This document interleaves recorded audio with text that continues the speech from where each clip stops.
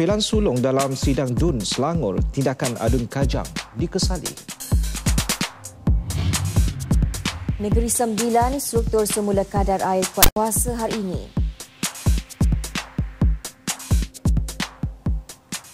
Assalamualaikum dan salam satu Malaysia. Saya Hisham Saleh. Dan saya Atika Muhammad Naim. Baik, berita wilayah edisi 9 April 2014 bersiaran selama sejam. Antara laporan lain yang dibawakan, 3 diburu, 5 ditahan, bakar rumah di Kulai Jaya turut mendapat tempat Akta Khusus Sekat Produk Herba ke luar negara. Juga 8 direman bantu kes penculikan. Jadi Atika, teruskan saja dengan laporan yang mendapat tempat. Baik Syam, terima kasih. Baik, lagi kejadian ribut berlaku di Kedah. Kali ini membabitkan 3 kampung dalam DUN Bayu Baling mengakibatkan 15 bumbung rumah diterbangkan angin. Dan insiden berlaku semalam bagaimanapun tidak melibatkan sebarang kecederaan maupun kemalangan jiwa. Kampung Caruk Bunting, Kampung Lalang dan Kampung Becah Sawa antara yang terjejas. Bagi penduduk yang mengalami kerosakan rumah di bahagian bumbung, bersyukur insiden yang tidak diingini itu tidak melibatkan nyawa mereka. Malah mengharapkan bancian kerugian yang dialami dilakukan segera pihak berkaitan. Jadi kita nak buat taksiran tu rasa saya pekat awal lagi. Jadi saya tak tahu minta pihak JKM ataupun rumah atas saja. Umur kedai habis. Ya, umur kedai habis. Pas hujan tu nampak angin tekan sekali lalu ya. Tengok. Saya kata tak apa-apa tengok tu. Oh tu nak cerita kata tak ada dah bumbung rumah. Tak ada. Cerah dah rumah. Beberapa bumbung kedai dan premis di Kampung Lalang turut diterbangkan angin.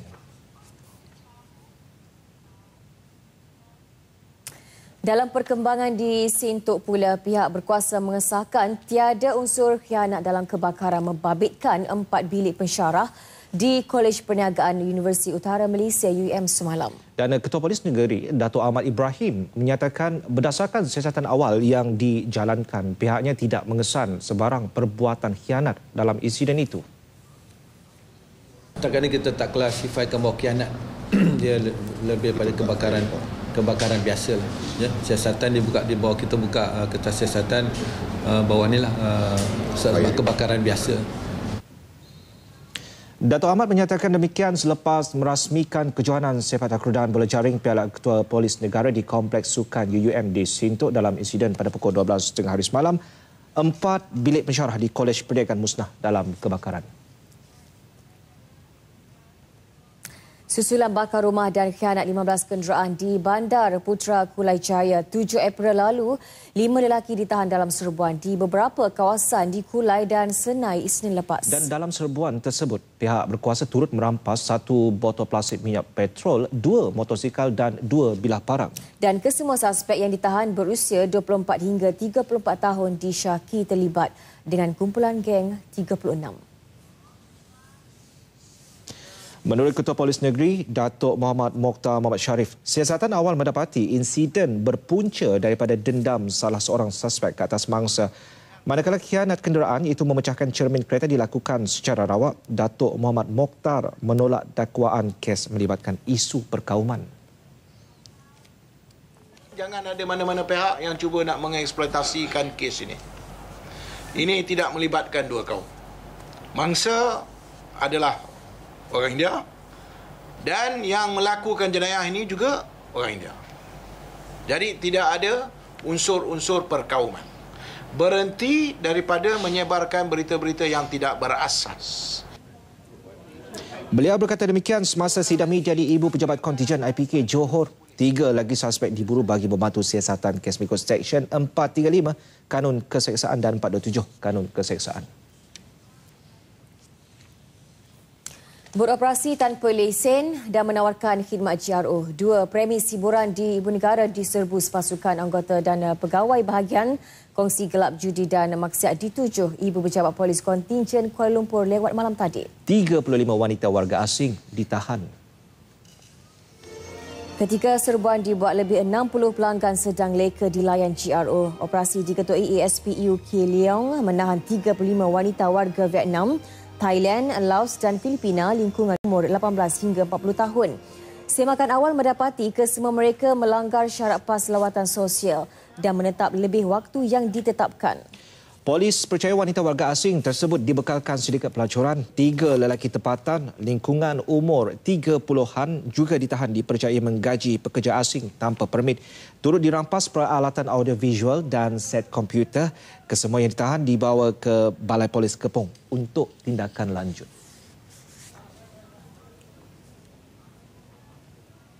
Melepasi tempoh sebulan kehilangan pesawat MH370, bagi keluarga penumpang dan kru maupun masyarakat dunia setia menanti perkembangan daripada operasi SAR yang digerakkan pihak berkuasa. Namun bagi mereka yang lebih dekat dengan penumpang dan kru pesawat itu sendiri, pasti merasai debaran setiap kali adanya perkembangan terbaru mengenai pesawat MH370. Dalam tinjauan yang dibuat di Jitra Kedah, ibu bapa Ji Jihang, 41 tahun, pasrah dengan keadaan yang menimpa anaknya. Walaupun mengikuti perkembangan menerusi media massa, Ji Mek Meng, 75 tahun dan isteri Tan Giat Gua, 68 tahun mengakui kesihatan mereka sering terganggu dan sedih mengenangkan nasib anak lelaki mereka. Dalam keadaan kesihatan yang kurang mengizinkan, mereka enggan ditemu bual KTM. Selain keluarga ini, rumah ibu bapa pegawai Kementerian Perdagangan Antarabangsa dan Industri Muhammad Sofwan turut dijengah. Bagaimanapun kunjungan hampa selepas mendapati rumah Ibrahim Abdul Razak di Jalan Kota Tanah Alustar ini tidak berpenghuni. Sehingga laporan ini disiapkan masuk hari ke-33. Tiada perkabaran positif hasil usaha pasukan pencarian di Lautan Hindi dalam mengesan kotak hitam pesawat misteri itu.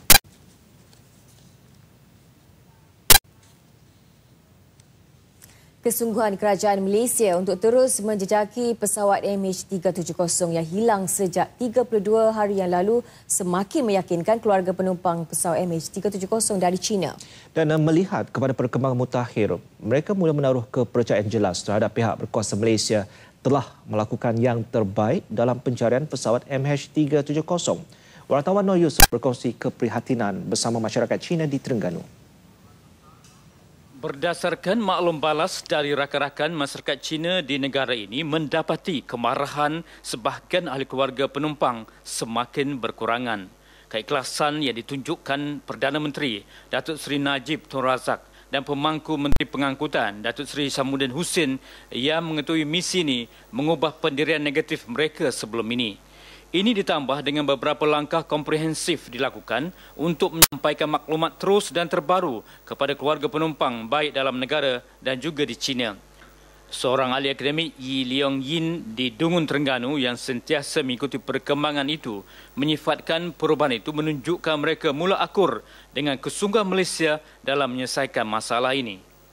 Ramai daripada warga negara China telah berterima kasih kepada pihak kerajaan kerana telah memberi layanan terbaik kepada mereka. Bukan sahaja melalui duta dia, juga selepas sembahyang di kuil-kuil China.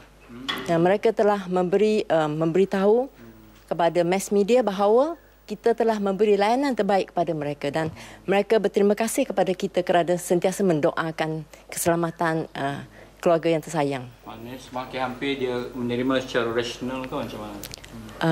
Mungkin kerana mereka sudah lama menunggu dan dia sudah melihat perkembangan yang sebenar dan dia sudah memahami apa yang telah kita lakukan untuk mereka. Kebanyakan mereka dikatakan reda dan mula bersedia menerima ketentuan dan suratan takdir yang menimpa ahli keluarga tersayang. Kita cuma boleh memberi layanan terbaik pada mereka dan kita tidak boleh buat apa-apa sehingga penemuan MH370 ni diketemukan. Jadi kita memang fahamlah perasaan mereka dan kita menaruh simpati pada mereka. Tetapi apa yang kita boleh buat, kita sudah lakukan yang terbaik untuk mereka. Pandangan ahli akademi itu turut mendapat sokongan daripada ahli komuniti masyarakat Cina di negara ini. Bagi mereka tiada sebab pemimpin negara ini cuba menyembunyikan fakta yang berlaku ke atas MH370 atau sengaja melambatkan penyaluran maklumat terbaru. Ini kerana ia melibatkan nyawa manusia dan tidak ada kaitan dengan sebarang agenda lain. Ini memang satu kemalangan yang luar biasa, tapi ini kemungkinan katakan takdir lah. Kita pun tak boleh nak salahkan sesiapa pun. Ini kemalangan. Kita hanya berdoa, harap-harap dapat jumpa. Saya rasa sudah memang patut, saya pun sangat sokong dah lah. Sudah baguslah kerajaan kita sebagai pemimpin. Jadi terbaguslah bagi saya Malaysia yang sudah berusaha. Kita jangan bandingkan dengan negara-negara lain. Ada dia orang berusaha lain-lain lah cara. Negara kita ada negara kita punya cara. Apa kerja PM Menazir buat ni? Ini pun sekarang pun dia orang faham dah, dia orang tahu dah. Nanti dia orang cakap kan, Malaysia kerajaan bagus kan. Dia ada cakap, sekarang baru dia cakap, suara bawah dia cakap tu kan. Jangan kerana barang ni jadi tu kamu lah. Siapa nak berlaku macam ni, ke kereta langgar ke apa, kita nak dah, tak mau. Itu je. Pendirian kerajaan Malaysia cukup konsisten. Sama ada menemui petunjuk atau tidak, pencarian MH370 akan dilakukan tanpa henti. Rakyat negara ini terus berdoa untuk MH370. Nur Yusof, TV1. Perbahasan menjunjung titah Sultan Selangor dalam sidang Dun dipenuhi kontroversi. Selepas adun kajang, Datin Sri Wan Azizah Wan Ismail memperlekeh usaha yang dilakukan 26 negara dalam misi mencari MH370. Malah beliau turut mengeluarkan kenyataan kerjasama yang dihulurkan negara luar adalah terpaksa serta mempertikai kredibiliti Perdana Menteri.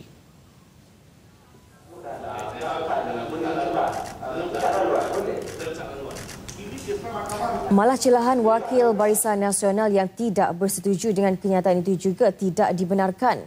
Kecewa dengan tuduhan yang dianggap melampau itu, pemimpin Barisan Nasional menegaskan kerjasama yang diberikan kepada Malaysia hasil hubungan baik yang sedia terjalin. Ini keikhlasan negara-negara luar membantu kita. Saya anggap ini suatu kenyataan yang kebudak-budakan yang dikeluarkan oleh seorang presiden parti yang memalukan kita. Kita rasa amat duka cita lah kerana dalam seluruh dunia hari ini membantu kita, seluruh dunia bersimpati, seluruh dunia melihat perjalanan dan mengharapkan ada penemuan-penemuan pada setiap hari, tetapi malang ada adun yang baru dilantik presiden parti parti PKR boleh buat kenyataan-kenyataan yang semikian. Jadi rasa amat duka cita dan amat memalukan lah. Ini satu andaian yang tidak betul. Yang pastinya ialah negara-negara lain itu disebabkan kita mempunyai hubungan yang cukup baik dengan negara-negara berkenaan. Mereka sanggup mengeluarkan belanja sendiri untuk membantu Malaysia. Kalau kita tidak mempunyai hubungan yang baik dengan negara-negara China, negara Amerika, Australia, France dan sebagainya itu, mereka akan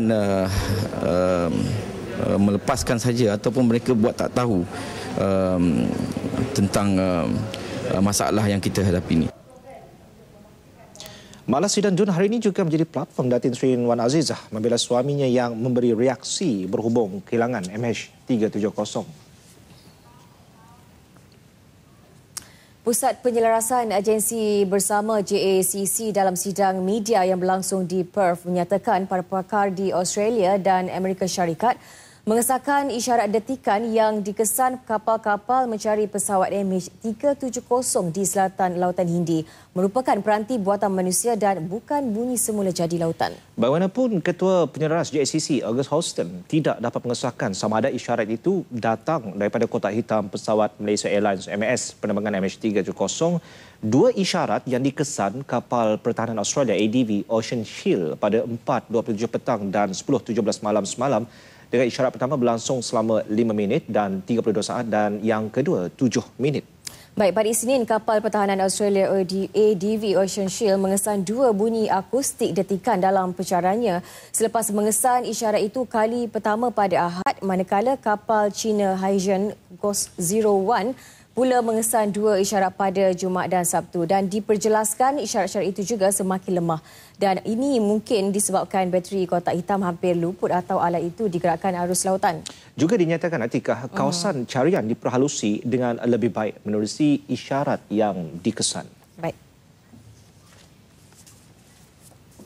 75,423 km persegi di selatan Lautan Hindi merupakan kawasan pencarian dengan kerahan ke atas 11 pesawat tentera, 4 pesawat awam dan 14 kapal terlibat dalam misi mencari MH370 masuk hari ke-33. Usaha kini terarah dalam mengejar masa memandangkan hayat bateri kotak hitam itu hanya boleh bertahan dalam tempoh 30 hari dan paling lama beberapa hari lagi selepas itu sebelum penghantaran isyarat terhenti sepenuhnya. Dan semalam kapal pertahanan Australia ADV Ocean Shield mengesan 2 bunyi akustik detikan dalam pencariannya selepas mengesan isyarat itu kali pertama pada hari Ahad. Manakala kapal China Haizun 01 pula mengesan 2 isyarat pada Jumaat dan Sabtu.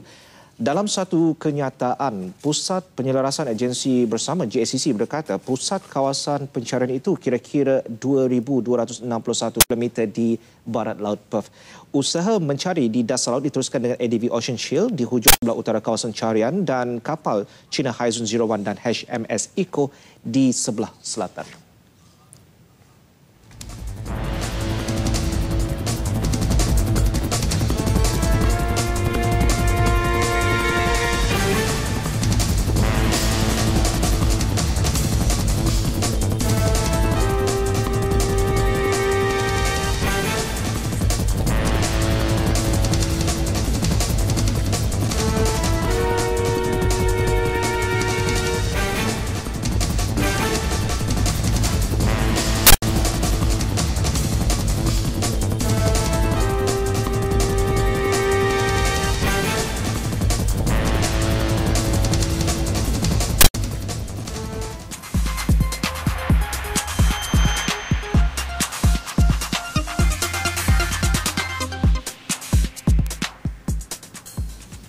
Bersua kembali. Keputusan Negeri Sembilan mengsurtur semula kadar air berkot kuasa hari ini bakal memberi impak positif bukan sahaja perubahan sikap, bahkan kadar lebih adil kepada pengguna domestik dan industri. Dan menurut Menteri Besar Datuk Seri Mohamad Hassan ketika mengumumkan perkara itu, beliau menyatakan di bawah peraturan baharu caj sumbangan modal tidak dikenakan kepada premis skim perumahan kos rendah, premis individu bernilai kurang daripada RM70,000, rumah ibadat, pusat komuniti dan pusat pertubuhan bukan kerajaan NGO yang berdaftar. Baik, namun kos pemotongan atau penyambungan semula air bakal ditingkatkan daripada kadar asal RM25 agar sikap bertanggungjawab membayar bil air dalam kalangan rakyat dapat dipupuk. Ya. So macam perumahan-perumahan nak buatkan perumahan kos rendah perumahan itu dia punya fee dah tak ada. Dan kalau ada yang punya private tu pun kalau buat rumah satu teres fee dia amat kurang. Ya. Dan juga masuk meter individual meter dah murah. So dia tidak membebankan pemaju ataupun tidak membebankan tuan punya rumah. Melalui penguatkuasaan peraturan ini, kadar deposit bagi semua permohonan baharu akan mengalami perubahan berbanding kadar semasa deposit kategori domestik iaitu RM75. Bagi permohonan flat dan rumah kos rendah, kadar deposit dikurangkan kepada RM50 manakala rumah pangsa, kondominium atau rumah satu tingkat diturunkan kepada RM70. Peningkatan signifikan hanya dikuatkuasakan kepada pemilik rumah dua tingkat atau unit bungalow iaitu RM100. Bagi peningkatan kos penyambungan, semula kadar ditingkatkan berdasarkan saiz meter itu kurang daripada 50 meter pada kadar RM70. Bandaraya Alostar bakal menjadi bandaraya pertama di negara ini menggunakan aplikasi teknologi hijau berasaskan produk sampingan proses rawatan air sisa kumbahan. Air sisa kumbahan berkenaan akan digunakan untuk menyiram pokok-pokok bunga di kawasan seliaan Majlis Bandaraya Alostar MBAS. Satu majlis menandatangani perjanjian bagi membekalkan biosolid dan air kumbahan terawat antara MBAS dan Indah Water Consortium Sdn Bhd IWK berlangsung di Alostar. MBAS diwakili Datuk Bandaraya Datuk Mat Noh Ahmad manakala IWK diwakili Ketua Pegawai Eksekutifnya Datuk Abdul Kadir Muhammad Din. Majlis disaksikan Ahli Jemaah Pemangku Sultan Kedah merangkap Tunku Panglima Besar Tan Sri Tunku Puteri Intan Syafinas Sultan Abdul Halim Muazzam Shah. Menurut Datuk Mak Noh, menerusi perjanjian tersebut, IWK akan membekalkan biopepejal dan air kumbahan terawat untuk kerja-kerja lanskap perbandaran. Untuk cubaan ini adalah 6 bulan. 6 bulan dulu kita nak tengok sama ada pokok yang bagaimana yang sesuai dengan baja ni dan juga di segi kadar penggunaan. Jadi kita nak dalam masa 6 bulan ni insya-Allah kita dapat memastikan tanaman ataupun pokok yang bagaimana yang sesuai untuk menggunakan baja, nak menggantikan baja kimia yang selama ni daripada dulu sampai sekarang lah. Penggunaan kaedah tersebut lebih jimat berbanding penggunaan baja kimia yang menelan belanja kira-kira RM60,000 setahun. Kementerian Kesihatan mendedahkan daerah Petaling di Selangor mencatatkan 6,083 kes denggi bagi tempoh Januari hingga 7 April lalu. Angka itu menunjukkan peratusan sebanyak 42 di negeri itu sahaja dan 23% keseluruhan kes denggi di Malaysia. Menteri Bertanggungjawab Datuk Seri Dr. S. Subramanian menjelaskan keseluruhan kes denggi seluruh negara dalam tempoh terbabit ialah sebanyak 26,658 kes, manakala di Selangor 14,905 kes. Beliau tidak menolak keadaan yang berlaku antaranya disebabkan kepadatan penduduk, jumlah bangunan bertingkat serta tapak projek pembinaan. Selain sikap dan cara hidup masyarakat setempat turut menjadi punca wabak denggi.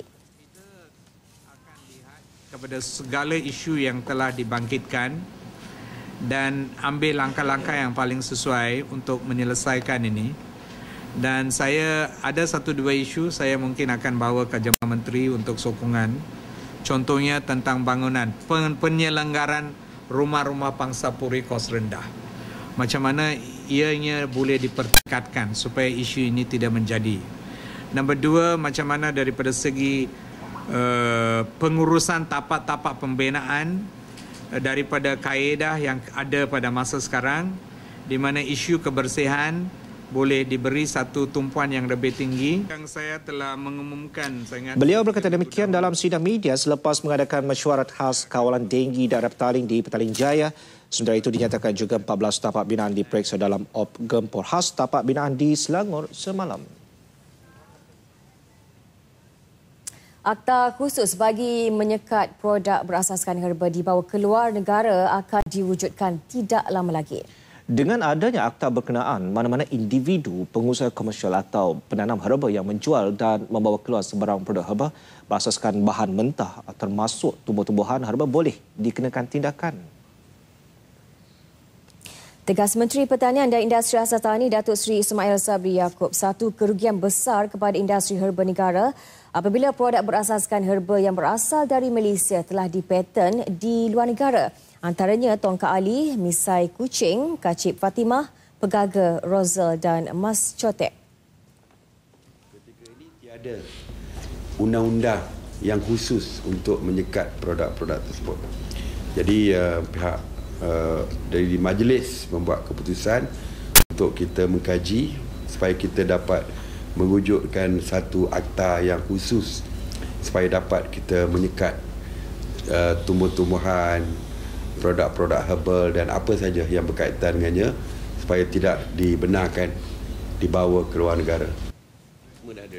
Sementara menunggu akta dipersetujui, semua pihak kementeriannya akan berbincang dengan pihak kastam bagi mewartakan produk terbabit sebagai barangan larangan ke luar negara.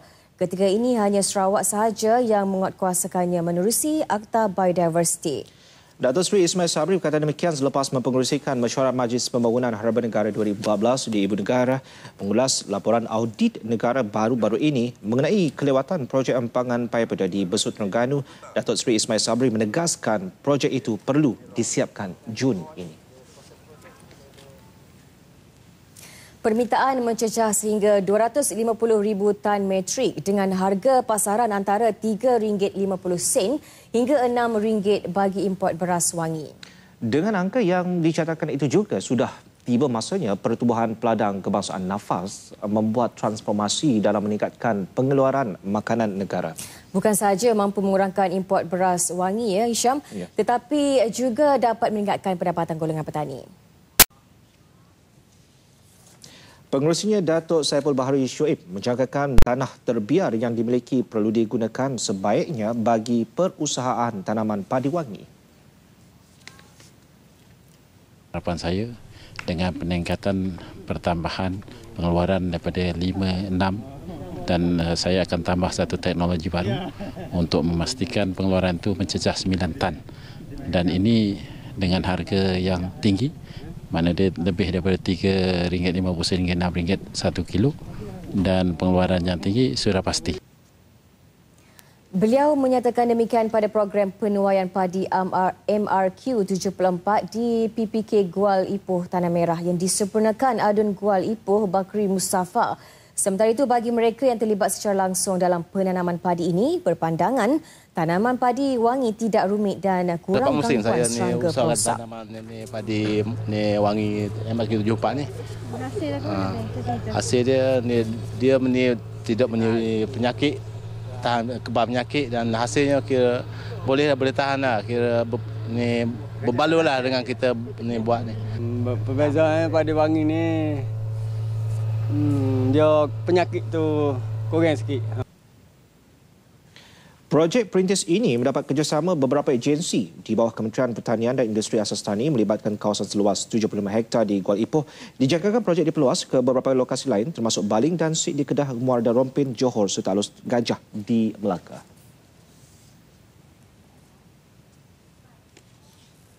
Dunia tanpa sempadan dengan semua kemudahan di hujung jari membuka ruang bukan sahaja masyarakat tetapi pelbagai pihak dalam menyampaikan maklumat.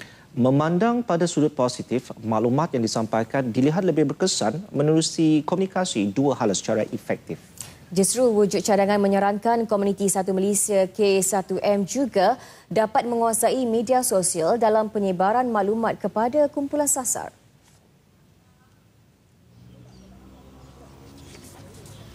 Dan saya telah menyarankan mereka untuk juga menguasai media sosial, ya, di mana sekarang ini media sosial adalah antara medium yang paling cepat sekali untuk kita menyampaikan maklumat ke peringkat akar umbi. Dan penggunaan media sosial ini kita positifkan dengan bukan sahaja cara menyampaikan maklumat tetapi juga kita mendapatkan maklumat, ya, isu-isu yang berlaku di peringkat akar umbi untuk dihantar kepada kepimpinan yang atas supaya dapat kita selesaikan apa saja masalah yang timbul di peringkat masyarakat bawahan. Beliau juga melihat masyarakat kini lebih cenderung menggunakan media sosial sebagai tempat aduan dengan kemudahan yang diwujudkan sendiri K1M. Permasalahan rakyat mampu ditangani secara lebih saksama. Beliau sebelum itu merasmikan Majlis Penutup Pemantapan Pengurusan Komuniti Satu Malaysia peringkat negeri di Kuantan. Baik, saudara, lintas langsung negeri-negeri mengambil tempat selepas ini. Dan juga perkembangan setempat di kawasan anda. Semuanya sebentar lagi. Kolej Antarabangsa Sains dan Teknologi Melaka MIKOS ini menawarkan pelbagai kursus diploma di dalam bidang sains kesihatan, pengurusan dan perniagaan serta teknologi maklumat dan multimedia. MIKOS adalah milik penuh Kerajaan Negeri Melaka. Keterangan lanjut, layari laman sesawang yang tertera. Jom belajar di MIKOS. Pembangunan pesat negara ini hasil daripada usaha kita bersama melalui cukai yang dibayar. Dengan GST, kita hanya membayar satu cukai sahaja. Banyak barangan asas yang tidak dikenakan GST. Wah, bagusnya. Pengangkutan awam pun tiada GST. Iuran pengajian pun tak ada GST. Bil perubatan pun tiada GST. Jom kita membangun dan maju bersama GST. GST untuk manfaat kita semua.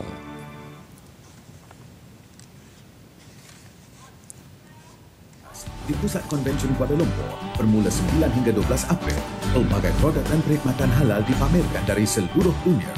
Maklumat lanjut layari halal.com.my.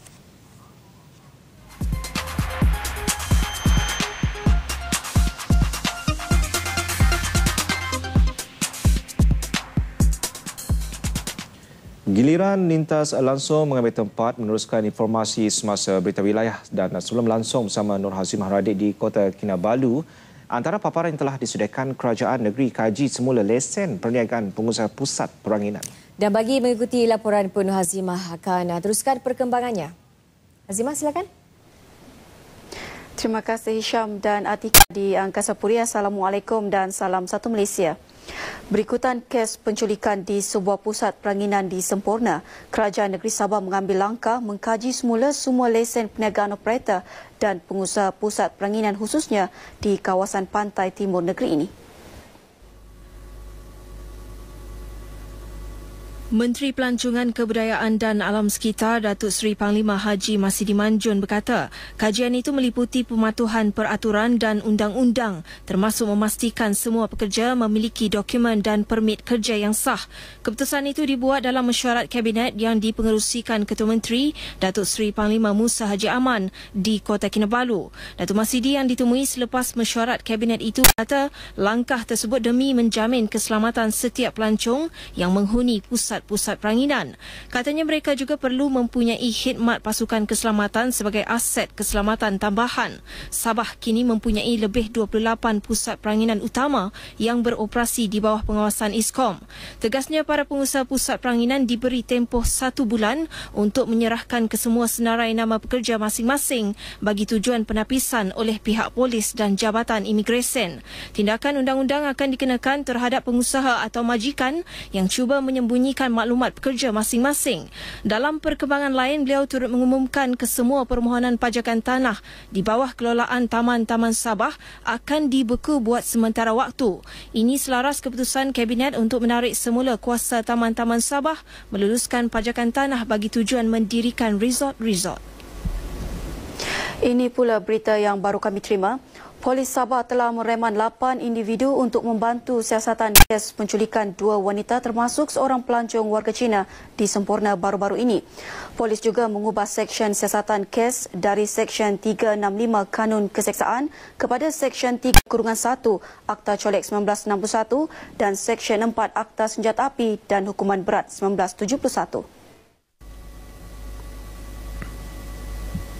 Dalam sidang media di Ibu Pejabat Polis Kontingen IPK Sabah di Kota Kinabalu, Pesuruhjaya Polis Sabah Datuk Wira Hamzah Taib berkata, mangsa yang kini berada di negara jiran masih berada dalam keadaan selamat.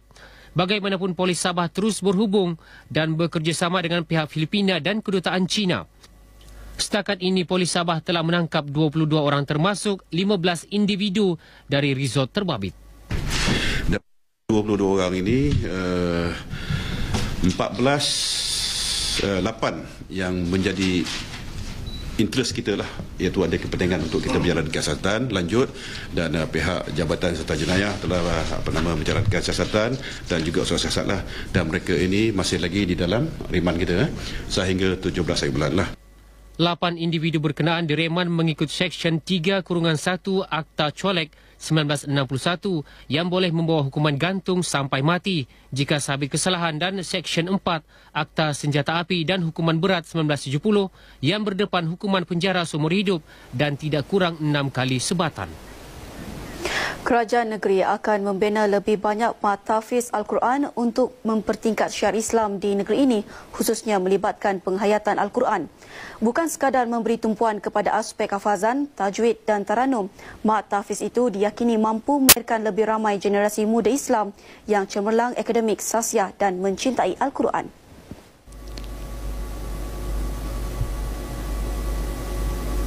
Selain menjadi sumber petunjuk, nilai-nilai murni dalam pelbagai ilmu akidah, ibadah syariah maupun akhlak, Al-Quran juga merupakan panduan dalam pelbagai disiplin ilmu sains, teknologi dan pribadi. Sehubungan itu, Ketua Menteri Datuk Seri Panglima Musa Jaman menyuruh umat Islam agar sentiasa bekerjasama dan berkongsi pengetahuan dalam meningkatkan kemahiran membaca Al-Quran, selaras matlamat kerajaan mewujudkan masyarakat berpengetahuan untuk menjana kemajuan ummah. Beliau berucap merasmikan penutupan Majlis Tilawah Al-Quran Peringkat Negeri Sabah 1435 Hijrah bertemakan Wasatiyah Tonggak Perpaduan Ummah di Dewan Tun Tapakudat. Pada majlis ini, Zunaini alias Adi Misdaranai dan Sofiza Mohsin dari Tahsin Al-Quran Kota Kinabalu muncul johan bagi kategori Qari dan Qari'ah dengan masing-masing menerima hadiah wang tunai RM6,000, pakej menunaikan ibadah haji atau umrah, sijil penghargaan, hadiah iringan dan kitab-kitab agama. Mereka juga akan mewakili Sabah ke pertandingan tilawah Al-Quran peringkat kebangsaan di Pahang bermula 13 hingga 17 Mei depan. Pembinaan bangunan baharu SK Longut di Ranau jelas membuktikan kesungguhan kerajaan dalam membawa transformasi pendidikan ke sekolah-sekolah pendalaman di negeri ini. Usaha itu sekaligus memperlihatkan kerajaan tidak mengabaikan keperluan pendidikan di luar bandar.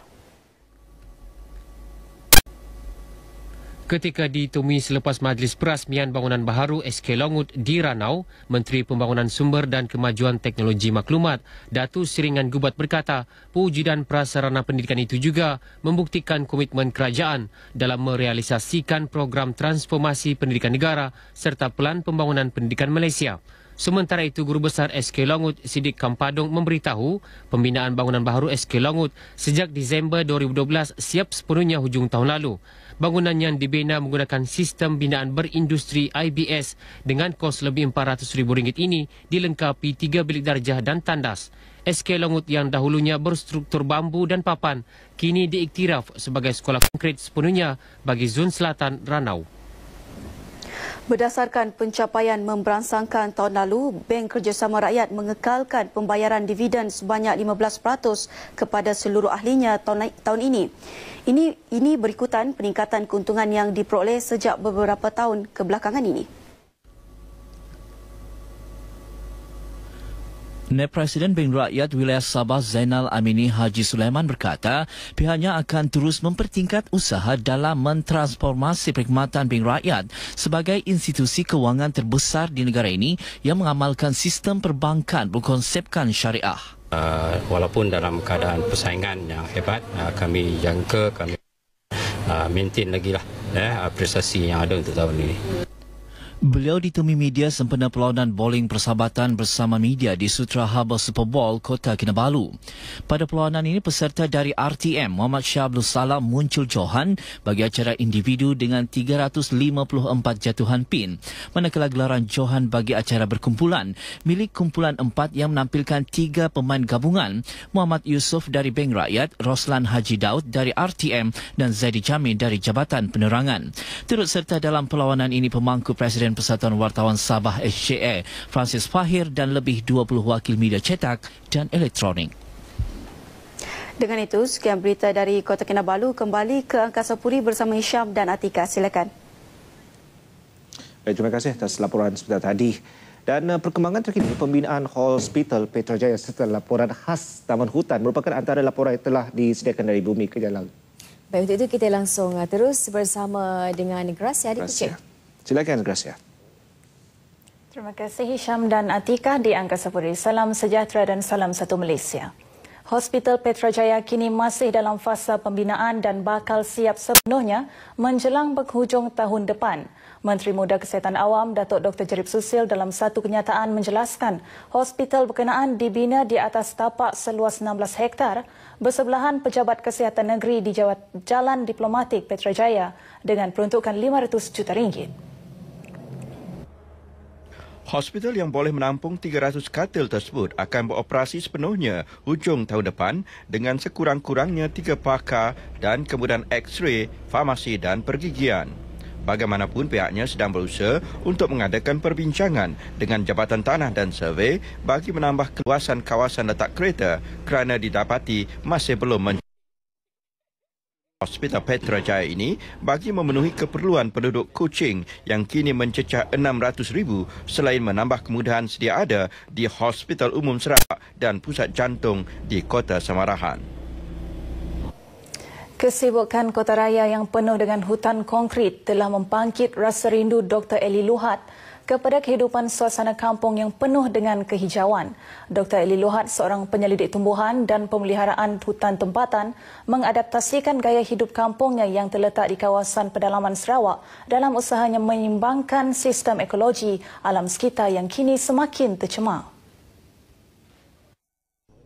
Memasuki kawasan kediamannya di Taman BDC berhampiran lapangan terbang antarabangsa Kuching sudah cukup membuahkan persoalan di fikiran anda sama ada ia sebuah kediaman ataupun makmal hutan. Kawasan rumah seluas 0.4 hektar itu dihiasi dengan pelbagai jenis pokok hutan bermutu tinggi seperti pokok garu dan belian yang ditanam dalam pasu.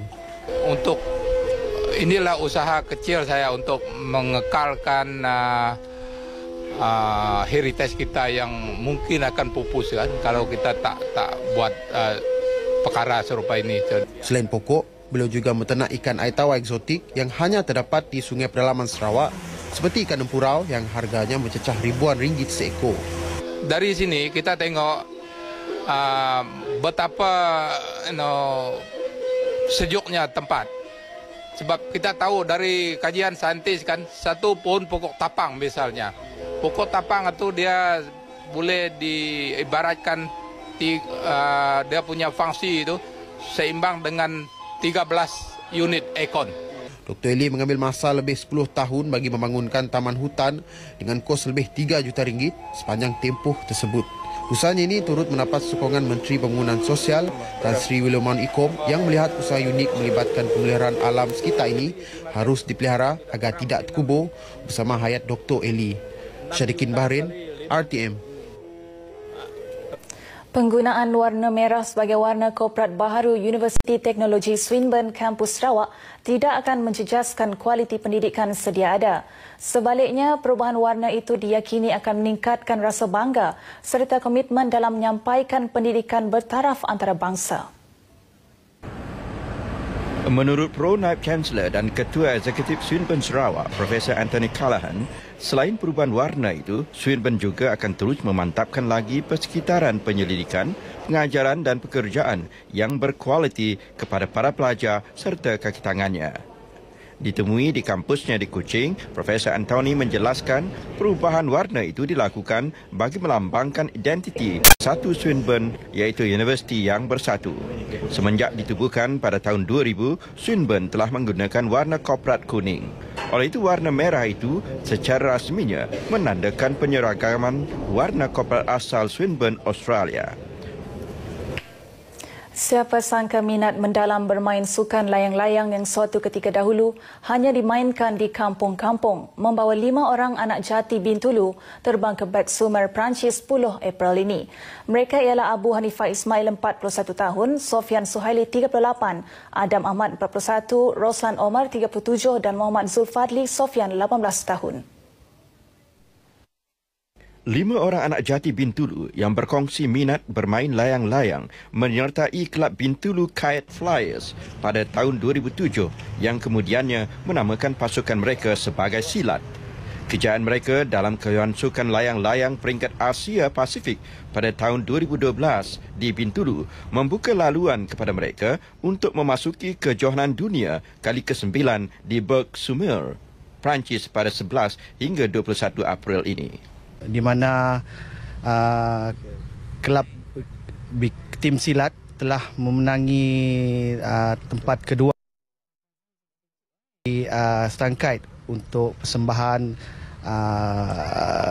compulsory figure dan ballet, koreograf bersama dengan muzik. Meninjau latihan berpasukan menerbangkan layang-layang dengan iringan muzik di tapak lapangan terbang lama Bintulu, kami mendapati kolaborasi sukar dilakukan berdasarkan rutin sedia ada. Ditambah pula permainan sukan layang-layang memerlukan tiupan angin yang stabil. Para juri akan memberi rupa bentuk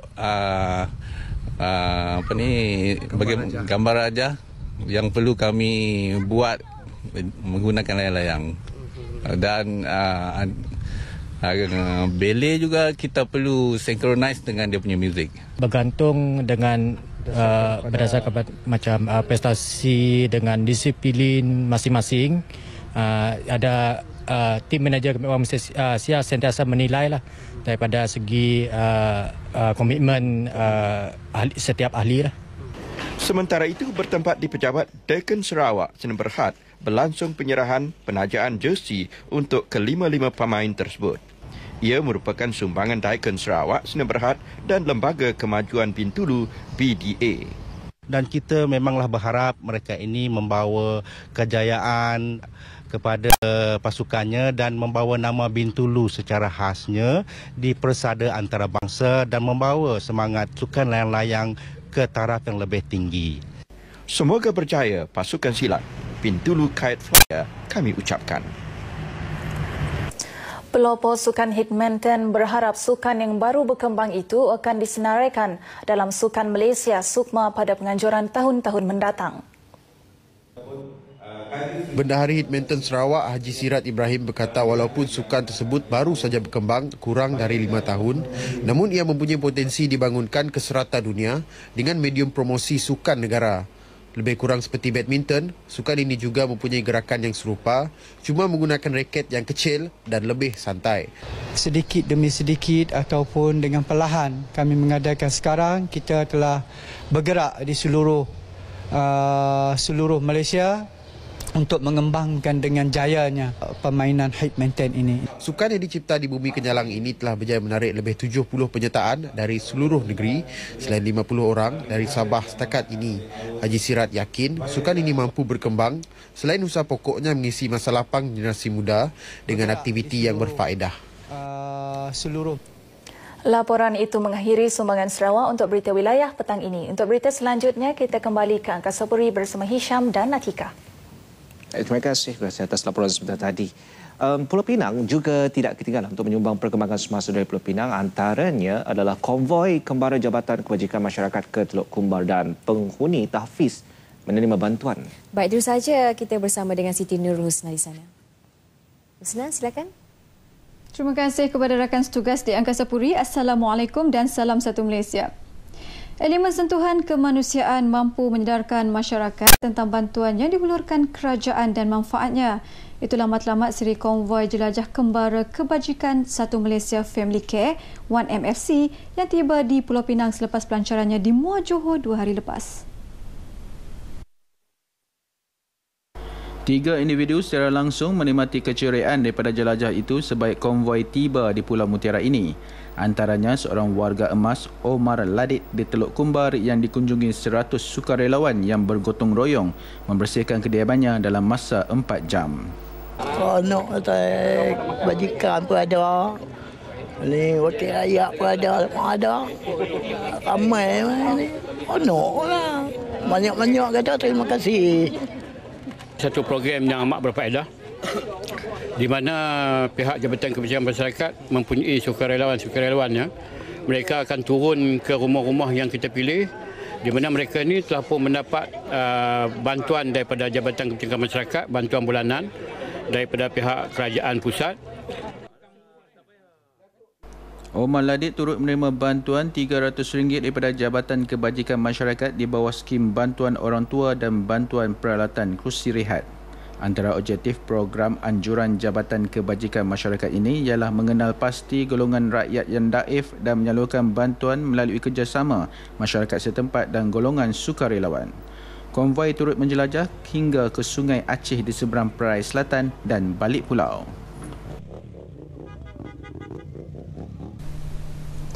Hampir 150 pelajar tahfiz Quranul Karim Baitul Irfan di Glugo, termasuk 37 anak yatim diceriakan dengan kehadiran peserta jelajah 30 pemilik kereta BMW 5 Series model E60 didedahkan mendapat inspirasi untuk aktiviti kemasyarakatan.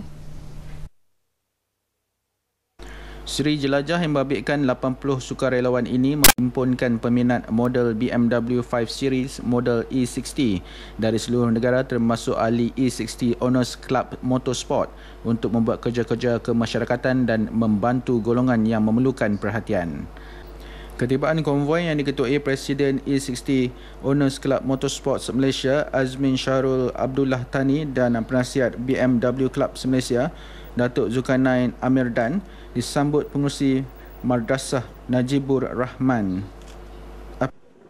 Mengucapkan terima kasih kepada MK Entertainment yang mana kami sambut dan mengalulukan majlis ini, yang mana dia menggalakkan dan saya selalu beri sokongan, dan bukan di sini saja, dan dia mau lagi pergi madrasah-madrasah yang mana akan datang di banyak tempat yang mana memerlukan macam kita juga. Dialu-alukanlah, diberi sokongan daripada kelab sendiri, daripada masyarakat luar yang memberi support juga pada kita. Kita akan buat yang terbaiklah dalam kelab. Tumpuan konvoi ini ialah golongan daif yang tidak menerima bantuan daripada pihak-pihak lain. Selain pakaian, penghuni tahfiz ini turut menerima bantuan makanan dan keuangan. Persatuan Yes dan Enactus Universiti Sains Malaysia USM akan menganjurkan satu pertandingan perniagaan bagi mencungkil bakat-bakat baru dalam bidang keusahawanan. Pertandingan Youth Innovative Supreme Challenge itu terbuka kepada semua pelajar universiti tempatan dan swasta di seluruh Malaysia. Pengarah projeknya, Eng Sun Sun berkata, pertandingan tersebut akan menjadi satu platform kepada para pelajar bagi mempelopori dunia keusahawanan serta meluaskan rangkaian sosial. Eng berkata para peserta dikehendaki membina idea pemasaran bagi dua produk iaitu kasut dan bagasi dalam sesi uji bakat yang akan diadakan pada 19 April ini di USM. Pada peringkat akhir pula, peserta perlu menukar idea tersebut dalam bentuk rancangan realiti yang bakal diadakan di Queens Bay Mall pada 27 April. Pertandingan tersebut akan diadili oleh 4 ahli perniagaan yang terkemuka. Pendaftaran boleh didapati di laman Facebook Yacht Inovatif Supreme Challenge. Pemenang yang bertuah akan membawa pulang hadiah lumayan yang berjenama. Laporan itu tadi mengakhiri sumbangan berita dari Pulau Pinang. Kembali ke Angkasa Puri Kuala Lumpur. Khususnya pengalaman peribadi merentasi berpuluh-puluh negara selaku diplomat yang melangkaui sempadan antarabangsa kini diekspresikan menggunakan cat air. Ditambah dengan minat kepada gaya pelukis aliran impresionisme seperti Alfred Sisley dan Camille Pissarro, bekas Ketua Pengarah Balai Seni Lukis Negara Datuk Muhammad Yusof Ahmad mempamerkan seninya di Bastion House di Jalan Kota Melaka. Minat kepada profesyen pelukis sepenuh masa ini dilakukannya selepas menamatkan tugas di perantauan. Bakat yang dimiliki membolehkannya mengukir nama sebaris dengan pelukis tersohor negara. 88 karya lukisannya kini dipamerkan kepada umum di galeri ini sehingga 22 April depan. Pameran solonya ini mengungkapkan pelbagai pengalaman pribadinya menerusi tema garis, alur dan bentuk. Cara saya berkarya, kadang-kadang ada satu masa tu saya dapat menghasilkan banyak lukisan dalam seminggu, dalam sehari atau 2 hari. Kadang-kadang sebulan, berminggu, berbulan saya tak boleh hasilkan apa-apa karya. Jadi ini mengikut keadaan, mengikut suasana, mengikut itu. Jadi inspirasi dan sebagainya ya. Bagi pengunjung, wujudnya kelainan pada pameran kali ini. Ini satu perbezaan di antara artis-artis yang lain lah yang saya nampak. Dan juga dia punya bahan-bahan ni saya nampak dia ada macam, saya rasa dia pergi ke Australia. Jadi ada nampak lah macam Australian punya arts tu adalah sikit masuk dalam situ. Dan diharap pihak muzium juga akan meneruskan pameran sebegini untuk masa-masa yang akan datang kerana ia memberi manfaat terutamanya kepada golongan pelajar dan juga pelancong-pelancong yang mungkin ingin mengenali karya seni negara kita. Pameran ni sungguh interesting pasal dia punya walau konsep dia ada kemodenannya, modernnya juga, tapi ada juga dia ada masukkan unsur-unsur keislaman. Bagi anda yang berminat untuk mendapatkan karya pelukis ini, harga serendah RM750 ditawarkan sehingga kepada RM3,500. Baik, kita beralih pula ke perkembangan sukan iaitu bola sepak Liga Super. Titim menggagalkan usaha Selangor untuk mendaki tangga teratas Liga apabila kedua-dua pasukan sekadar seri satu sama dalam perlawanan di Stadium Sultan Ismail Nasiruddin Shah. Pada awal babak pertama, kedua-dua pasukan bermain berhati-hati dan tiada pergerakan yang mencemaskan di depan gol masing-masing. Bagaimanapun, minit ke-12, pemain import Selangor, Paulo Rangel, yang mendapat umpanan Andy Firmansah, gagal menyempurnakan jaringan walaupun berdepan dengan penjaga gol Titi Muhammad Syahril. Minit ke-15, Selangor berjaya mendahului melalui jaringan A. Tamira Arasu. Kedudukan 1-0 kekal hingga tamat babak pertama. Bermain di babak kedua, perlawanan bertambah racak menyaksikan The Titan mengatur gerak mencari gol penyamaan. Hasilnya gol penyamaan tuan rumah dijaringkan pemain import berasal Indonesia Patrick minit ke-80. Patrick Wagai bagaimanapun dilayangkan kad merah sebelum tamat perlawanan selepas mengasari pemain Selangor. Keputusan muktamad, Titim 1, Selangor 1 dan Titim kekal di tangga ke-10 Liga dengan 13 mata. Manakala buat sementara Selangor naik ke tangga kedua Liga dengan 21 mata.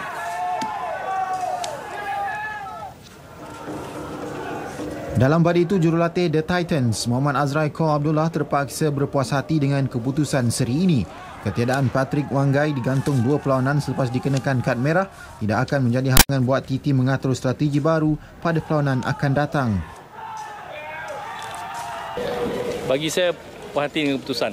Oleh kerana down by 1 goal dan kita kena tahu Selangor bukan calang-calang pasukan. Down by 1 goal dan kita perlu kita mampu bangkit. Cuma bagi saya sudah tentunya kehadiran Leandro kita nampak ada kesan pada tim. Sementara itu, jurulatih Selangor Mehmet Durakovic sedikit kecewa anak-anak buahnya gagal menyempurnakan beberapa peluang terbaik di depan gol walaupun lebih banyak menguasai perlawanan. But it's a bit disappointing conceding a goal on a set piece, you know.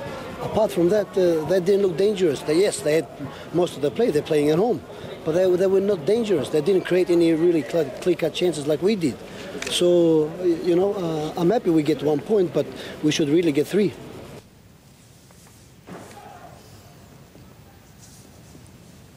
Baik, saudara, setakat ini sahaja perkembangan yang kami bawakan dalam Berita Wilayah untuk hari ini, 9 April 2014. Baik, anda yang berada di sekitar ibu negara dijemput beramai-ramai ke pameran Kepelbagaian Budaya dan Adab Santapan yang kini berlangsung di Ruang Legar Aras 2 Pavilion Kuala Lumpur, Syam. Dan masuk ada percuma dan pameran dibuka sehingga 10 malam esok. Visual sekitar hari pertama pameran itu yang akan menutup tirai Berita Wilayah hari ini. Dengan itu, Assalamualaikum. Berita Wilayah. Terima kasih kepada anda.